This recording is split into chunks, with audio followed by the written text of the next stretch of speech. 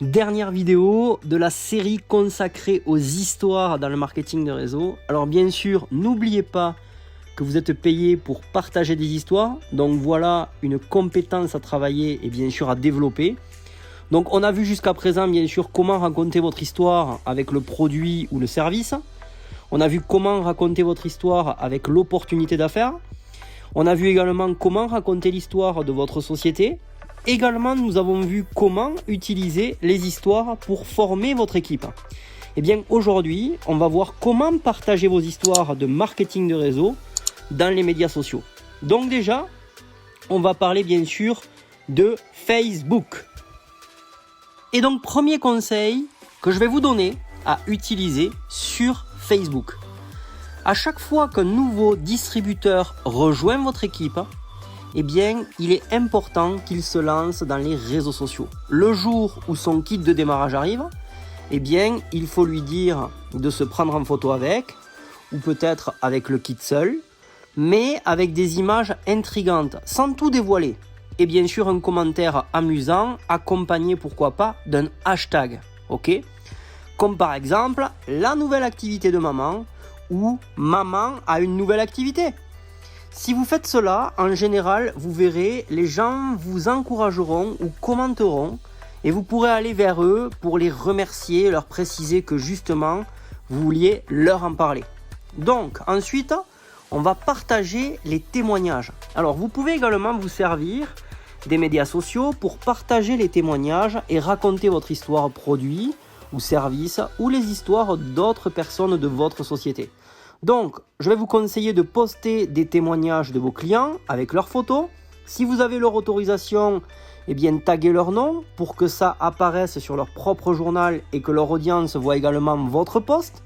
Et pour information, pour taguer un nom sur Facebook, vous tapez votre commentaire et vous insérez le arrobase devant le nom.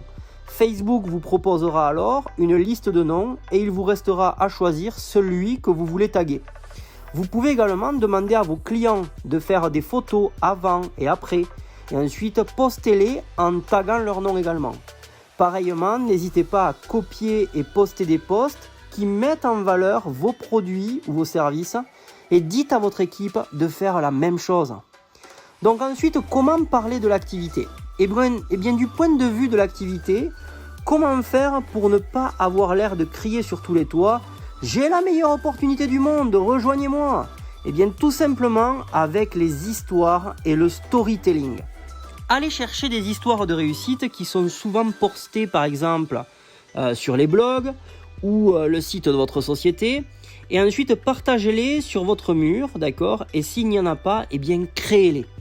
Ne racontez pas uniquement les histoires des grands leaders, mais des histoires de monsieur et madame tout le monde, qui ont pu changer de voiture ou s'offrir une croisière aux Bahamas.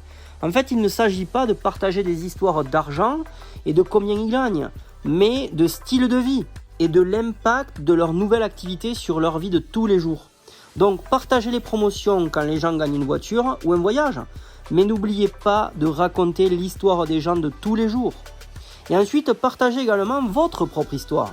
Lorsque vous êtes à des événements, faites des photos et racontez votre expérience. Lorsque les gens vous verront tout le temps vous amuser, eh bien, ils voudront en savoir plus. Et ensuite, eh bien, pour aller plus loin, vous le savez, il va falloir décrocher le téléphone.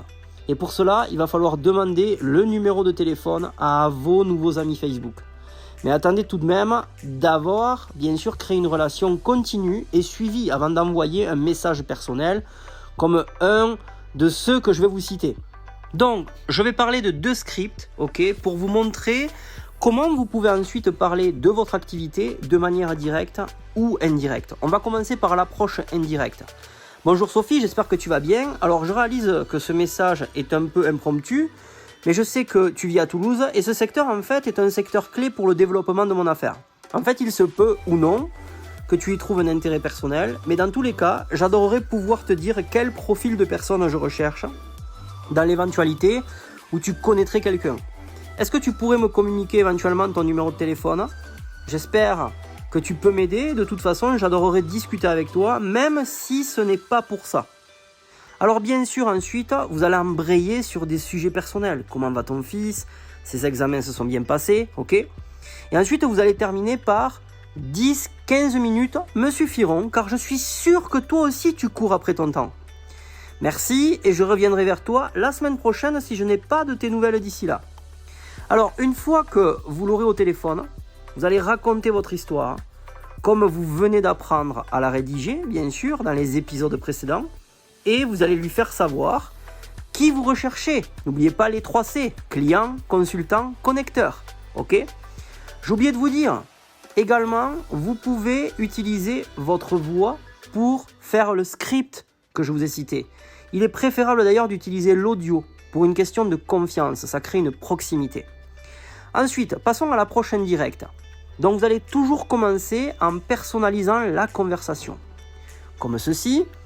Et Marie, j'ai adoré la photo que tu as postée de Charlotte dans sa tenue de danseuse.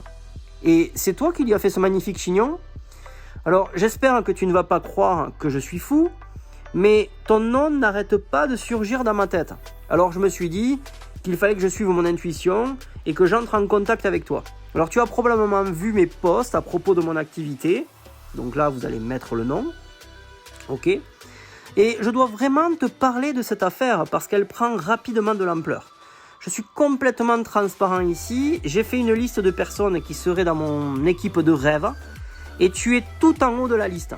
Avec ta personnalité et tes contacts, tu serais sans doute une superstar à ça.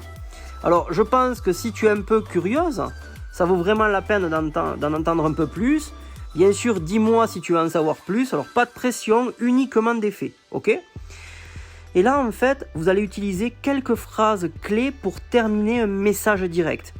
Comme ceci, par exemple, même si ce n'est que de la curiosité, discutons ensemble. Je crois vraiment que ça vaut au moins la peine d'entendre parler de cette affaire.